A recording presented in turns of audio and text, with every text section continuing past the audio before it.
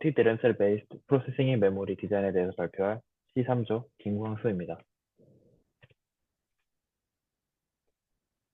먼저 포원 노이만 구조의 한계로 인해서 증가하는 라지 모델의 파라미터수와 AI 연산은 기존의 CPU와 GPU를 효율적으로 이루어질 수 없게 되었습니다. 이 메모리 바틀렉 현상을 해결하기 위해서 저희는 프로세싱 메모리, 즉 PIM 구조를 제안하게 되었고, 이 PIM 구조는 메모리 내부에 프로세싱 유닛이 통합되어 메모리에서 데이터 저장 및 맥 연산, 행렬 연산이 가능하게 됩니다. 따라서 메모리와 프로세서 간의 데이터 이동이 최소화되게 되므로 에너지 소모가 감소하고 연산 속도가 증가하게 됩니다. 따라서 속도 같은 효율성이 높아질 수 있습니다. AI 연산에서 제일 필요한 연산은 행렬 연산인데요. 이 PIM에서 행렬 연산을 어떻게 구현하냐면 데이터, 즉 웨이트는 트랜지스터의 컨덕턴스 형태로 조장이 되게 됩니다. 이 컨덕턴스가 변화한다는 것은 즉 웨이트가 변화하고 데이터가 변화한다는 것인데요. 기존의 원T 원시 드램에서는 파괴적 읽기를 사용하여서 이러한 어레이 형태 연산을 불가능했지만 이제 2T 원시 드램은 비파괴적 읽기를 사용하여서 기존 웨이트를 유지하면서 그러니까 숫자의 비이상적 특성으로만 변화하는 웨이트 변동성 이외에는 데이터를 파괴하지 않으면서 맥 연산을 진행할 수 있게 되었습니다. 저희는 티켓 시뮬레이션을 이용해서 어떻게 2T 원시 드램을 설계했는지 그리고 브레드보드를 이용해서 어떻게 어레이를 구현했는지에 대해서 보여드릴 예정입니다. 스키매틱은 다음과 같고요. 저희는 리텐션 타임을 트루지 노트에 저장된 전화가 95%까지 감소하는 시간으로 정의를 하였습니다. 리프레시 동작을 최소화하는 것이 중요한데요. 리프레시 동작이 이제 빈도수가 높으면은 그만큼 많은 전력 소모를 한다는 뜻이기에 데이터를 최대한 잘 보존하여 리프레시 주기를 늘려서 전력 소모를 최소화하는 것을 목표로 하였습니다. 데이터를 쓰고 있는 방법은 다음과 같습니다. WWL, 즉 마이스 트랜지스터의 게이트 전압을 켜준 다음에 높여서 트랜지스터를 켜준 다음에 원하는 데이터에 따라서 1V 혹은 0V를 인가하게 됩니다. 그리고 쓰여진 데이터에 따라서 데이터를 읽을 때는 라이트 트랜지스터의 전압을 낮추어서 꺼버린 다음에 미드 트랜지스터의 게이트를 저장되어 있는 데이터로 사용을 하고 그리고 각각 소스 드레인에 0V, 1V를 인가함으로써 미드 전류를 읽어서 매개연산을 가능하게 합니다. 이것은 2T 원시 드램을 티켓을 이용해서 어떻게 모사했는지에 대한 그림입니다. 오른쪽 아래 보이시는 그림은 이제 리텐션 특성 그래프이므로 얼마나 오랫동안 데이터를 유지할 수 있는지 보여주고 있습니다. 브래드보드는 DC 어댑터, MOS 그리고 DAC 모듈로 2T1C 드램을 구현하였고 아두이노를 사용해서 전압가스를 어떻게 읽고 그리고 역연산하여서 전류가 어떻게 가해지는지 실험을 하였습니다. 다음은 2x2 어레이에 대한 그림입니다. V1 그리고 I1, I2에 따라서 컨덕턴스가 어떻게 저장이 되고 이렇게 전압을 가하는 그림이 어떻게 이제 저장되어 있는 컨덕턴스를 읽어내는지 맥 연산이 즉 행렬 연산이 전압과 전류에 따라서 어떻게 되는지 이제 보여주는 그림입니다.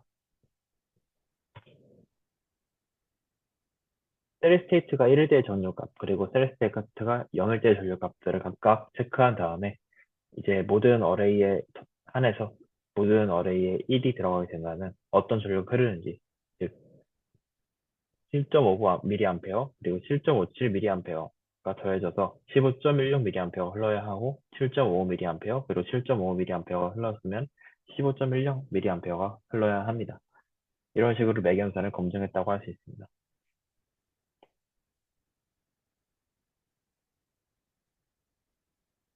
이 그림은 제가 설계한 스티원 시드램의 티켓 모델입니다. 아래쪽에는 리드 트랜지스터로 플래너 트랜지스터 2개를 만들었고요. 위쪽에는 플래너 캐패시턴스를 부착하였습니다. 위쪽에 0V 그리고 밑쪽에는 자연스럽게 전압을 공유할 수 있도록 메탈로 연결하였습니다. 이러한 구조로 2T1C 드림을 설계하였습니다. 다음 보여드릴 그림은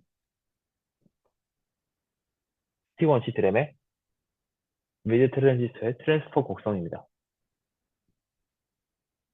트루지 노드 전압에 따라서 IRWL이 흐르게 되는데요. 이런 ID VG 커브를 모델링하여서 다음에 보여드릴 유로심에 대입을 하게 됩니다.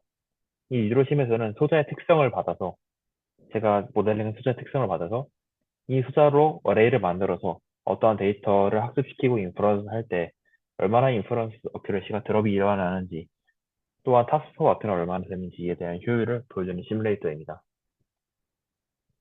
유르심의 변수는 다음과 같습니다. 이제 데이터셋은 사이파텐을 활용하였고요. 그리고 모델은 VGG8을 사용하였습니다.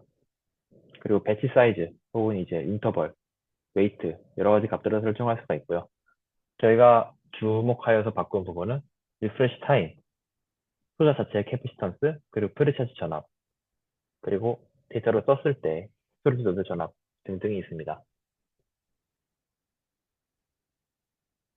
이런 식으로 소자 리텐션 특성과 VSNI-RW를 모델링하여서 VSNI-RW, 즉 스트레스 곡선, IDVG 곡선을 모델링하여서 소자의 특성으로 집어넣게 되고 시뮬레이션을 진행을 시키면은 각각에 맞는 데이터셋에 맞게 어큐러시를 측정하게 됩니다. 이제 퀀타이즈 레이어, 컨볼루션 0부터 이제 8까지 있는데요. 8까지 되면은 어떤 일정한 시간이 흘렀을 때 제가 설정한 시간, 어큐러시가 얼마나 드럽됐는지 것을 추출하게 됩니다. 다음은 이준영 학생이 브래드보드의 2T 원시 디레머레를 어떻게 구현했는지에 대한 영상을 보여드리도록 하겠습니다. 아두이노와 여러 가지 모듈을 이용해서 디램 어레이를 수를 구성한 모습이고요. 먼저 워드라인 하나를 쓰고 비트라인 모드 1을 썼을 때 동작을 시키면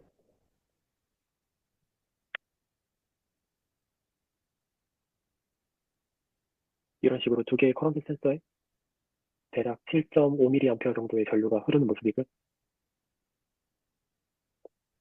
반대로 다른 워드라인에 1을 쓰고 비트라인 모드 1을 썼을 때 동작을 시켜보면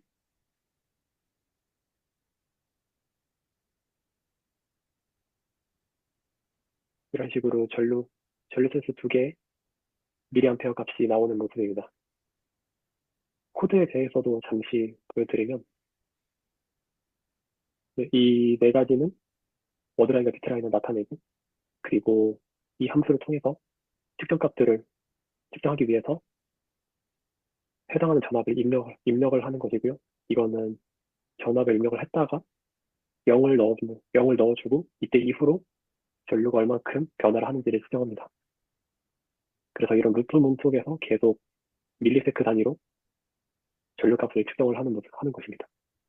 그리고 이 값이 ADC 값으로 저장이 되기 때문에 이것을 미리암페어 값으로 바꾸기 위해서 이런 식으로 수식을 곱해주고요. 네, 그렇게 해서 이런 동작을 보여드릴 수 있습니다.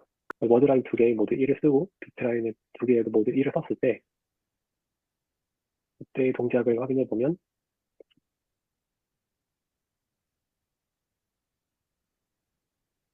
워드라인을 한 개씩만 인가했을 때 그때 해당했던 전류 값들의 합한 만큼 전류가 출력되는 모습을 볼 수 있었습니다. 네, 이상으로 C3조 캡슐 디자인 시연 영상 발표를 마치도록 하겠습니다. 감사합니다.